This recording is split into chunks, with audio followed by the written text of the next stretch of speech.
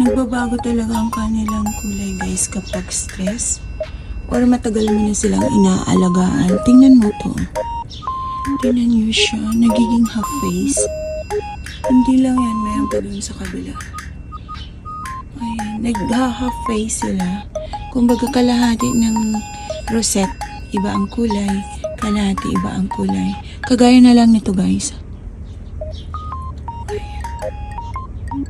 Grabe, ang ganda. Ang ganda-ganda nila. Eto, hindi ko siya naliguan kahapon.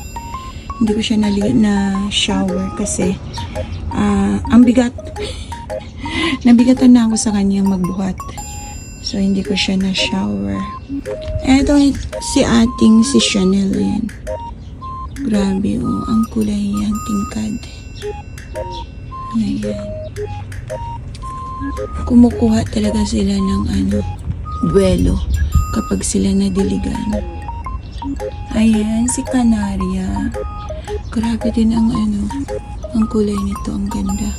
Ito naman nakatalikod si Red Velvet. Nakatalikod siya guys kasi para gusto ko dumiretso yung kanyang rosette.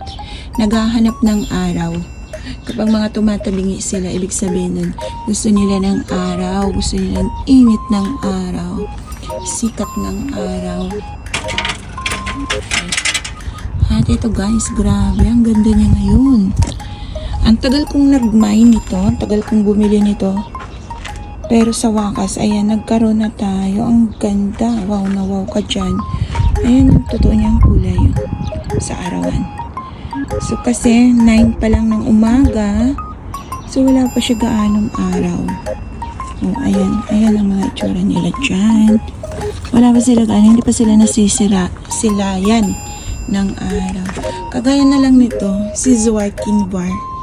Ayun siya, nagkakaroon siya ng ibang kulay dito. Ganyan sila guys kapag medyo matagal na nagbabago. So kaya nauso ngayon naman ang mga rainbow na sobrang kamahal. Nag-rainbow na sila dyan.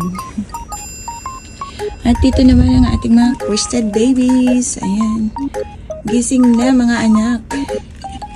At tayo'y magpakitang gilas. Ayan. Madilim pa kasi guys kasi tirik ng araw. Hindi pa sila nasisilayan. Siguro mga lunch. Ganyan. Matanghali pa. Ito rin. Ang ganda na rin yan. Ang ganda niya.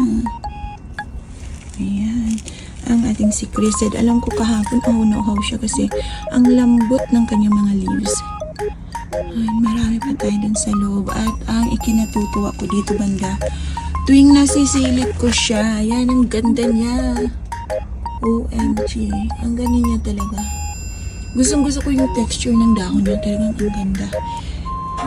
Diba? Ito rin.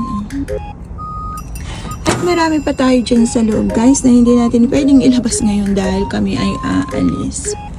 Ayan. So, at ayun, sa taas natin. Teka, akyat tayo.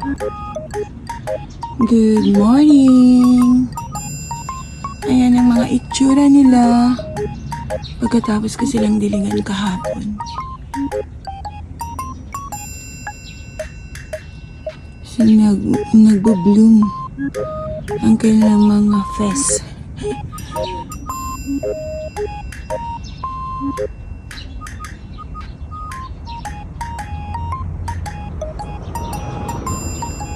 Ayan, doon. Nagkukulay sila guys kapag bagong dilig. Nakakainom sila ng mabuti. Gumaganda ang kanilang mga kulay.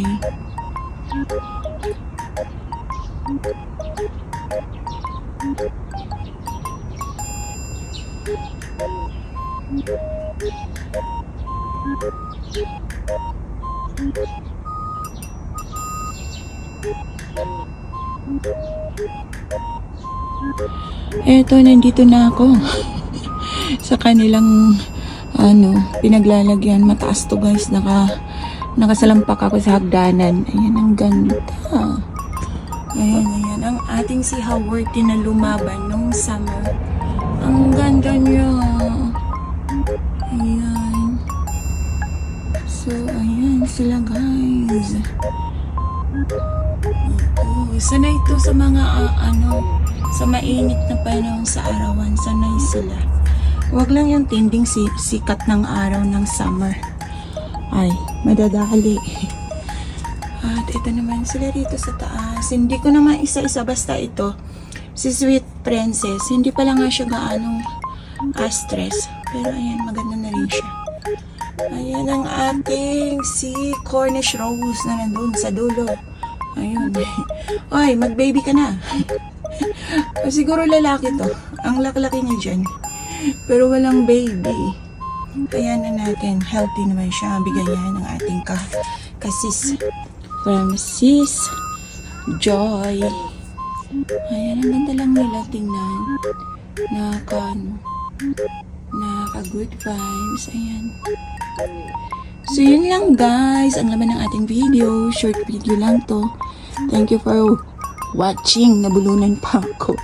And sa mga hindi pa nakapag-support, sana naman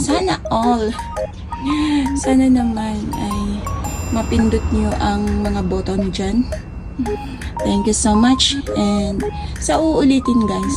Bye everyone. Ingat and happy Sunday everyone.